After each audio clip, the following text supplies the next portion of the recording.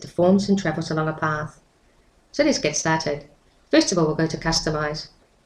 We'll scroll down under Unit Setup, and we're going to select the generic units for this video, then press OK. We'll start by creating a logo in the front viewport. So let's go over to our Create panel. We'll go to Shapes, and we're going to select the text. Let's just scroll down here a minute and have a look. Here in the text, by default, Max has a simple text. It's called Max Text. Let's just click on our front viewport to see what it looks like.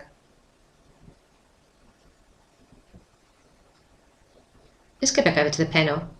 We can just erase this now and type in our own text. I'm just going to type in your logo, but if you want, you can use your own name. Let's pop back up here now to size. I'm going to bring it down. I'm going to bring it right down to about 30. That should be alright for this video. Just going to zoom in here a wee bit more. That looks good. Let's have a wee look here at our fonts. By default it's set to Arial, but you can choose whichever one you want.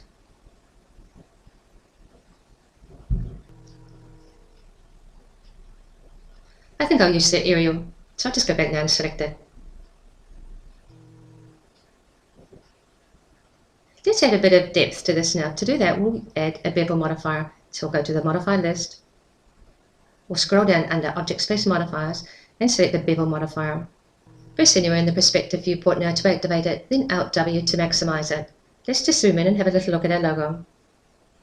We're going to start by creating a bevel on the reverse side of our logo. Here in Parameters, we'll scroll down to Bevel Levels. Level 1. This will be our reversed side. This will be the first level that we're going to create. Let's come over here to Level 1, Height. We'll type in 0.5.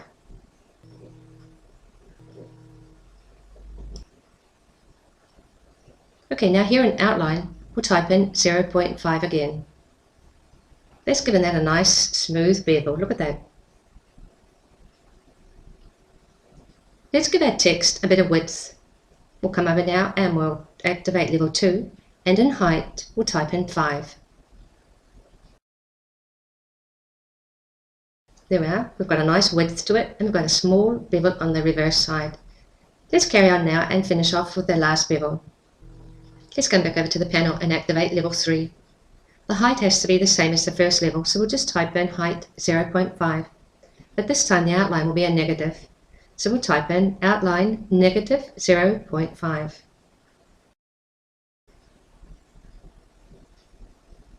There we are, we finished the bevel. And that's our 3D logo. Before we can add the Path Deform Modifier to our logo, we need to create a path. But before that, I'm going to change the color.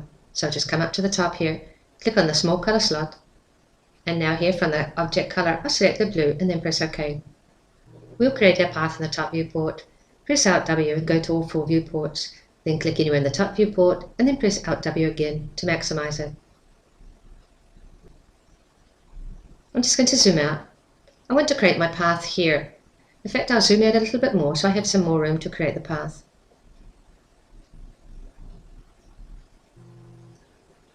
Let's go back over to the panel now. And we'll go to Shapes. You can use any spline, but I'm going to use a line. We're just going to create a simple shape. Select the line, click once and just move the mouse along. Click again. I'm not dragging the mouse, I'm just moving it.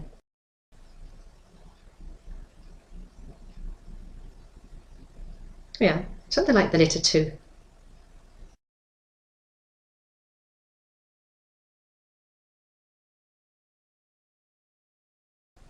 I'm going to go up now to the Modify panel and I'm going to select my vertex mode. Let's select one of these vertices here. Just right click. It's set to corner. I'm just going to select Smooth. I'll do the same again underneath. Let's smooth these corners off for us. I'll do the same here. Now let's go to our last vertex. We'll right click and we'll select our Move tool. We'll just bring this down, straighten it out a little bit. When we add the Path Deform modifier to the logo, we will select the line as the path. The logo will then be transformed and positioned on the first vertex, which is the yellow vertex. If you'd like to reorient the path and make the last vertex your starting point, Then select the last vertex, come over to the panel and click on the Make First icon. But I'll leave it as it was and keep my starting point as it was before. Let's pop back over to the stack now and turn off our line subdivision mode. I'm just going to press Alt W now on the keyboard and go back to all 4 viewports. I'll click anywhere in the perspective viewport and then press Alt W again to maximize it. Just to zoom out. I'm going to select the logo, and now I'd like to zoom out a little bit more so I can see the path at the background. I don't know if you can see it in the video because it's a green color. Yeah, I'll just select it, that'll be easier. We select the logo now and we'll go over to the modify list. And we're going to scroll down under World Space Modifiers. Let's scroll down now and we'll select Path Deform World Space Modifier. This modifier will deform the object based on the shape of the curved path. Let's just scroll down and have a look in parameters. First of all, we'll press Pick Path. We'll come over to the screen and we're going to select our line. The object's been flipped in world space and offset from the path. Let's come over to the controllers here. We'll click on Move to Path. There we are. Notice now how it's been placed on our first vertex.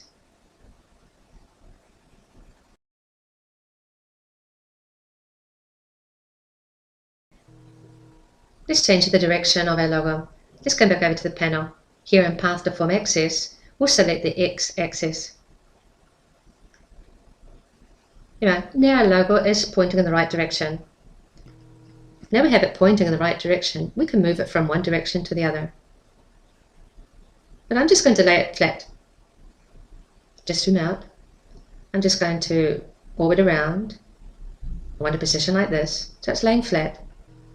Now come back over here to the panel, and in rotation, I'm going to type in 90. This is going to rotate my logo and make it stand upright. If you need to flip your logo because it's back to front, you can do too. Just come back over to the panel, Path Deform Axis, and there's that flip button. We can just turn that on. But I'm just going to leave it as it was, so I'll go back and turn it off. Everything's ready now, so we can start to move the object. Let's come back over the panel. And here in percentage, I'm just going to drag the dial up. Just hold the spinner and I'll bring it up. There we are, now it's starting to move from one direction to the other. I'm just going to orbit around so we can have a look here at this curve. Notice how our object is deforming as it travels along the path.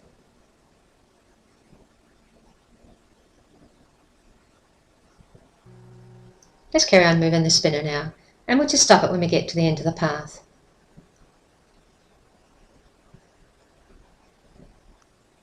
I'm just going to zoom in. This is going to be the position of the end of my animation. I'll just come over here to the percentage button and bring it back to 0. And that will send my object right back to the beginning again. Before we start to animate it, why don't we have a look at one more effect? Twist. Let's just come down here and have a look at the twist. Let's type in 360. Now when we turn our percentage button, the logo is going to twist around 360 degrees.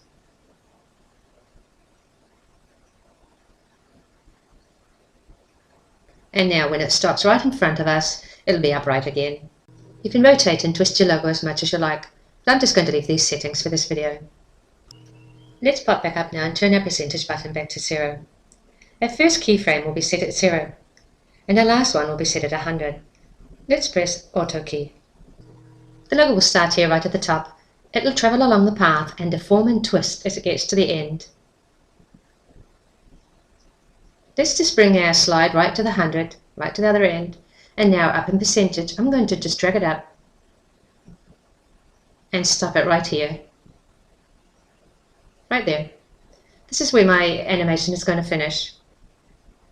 I'll come down now and turn up my Alt key, bring my slide back. See how it's twisting and turning? Let's just push our play button. There, we've just created a small animation. Might be a bit fast. Why don't we click here on Time Configuration? Now here on the panel, I'm going to click on the Rescale Time button. And in here in End Time, let's just have a look, make sure it's End Time. I'm going to type in 200. And then press OK. Notice that our end time has automatically been changed. Let's press our OK button and close the dialog. Let's have a wee look at the timeline. You can see now it's been perfectly reset to 200 frames. I'll push the play button now. Now logo travels a lot slower. You can make your animation go faster or slower by just adjusting the time here in our time configuration. You can reset it to 150 or just leave it as 200 if you like. Just one more thing I think we can do. I'm going to come back to my time configuration button and turn off loop. This way now when I play it, it will stop at the end of the track. Just do this once more, press the play button. And now here's our animation. The logo's deforming, twisting, and stopping here right in front of us. You can render this out if you like. Hope you find this video helpful. Thank you for watching. Enjoy.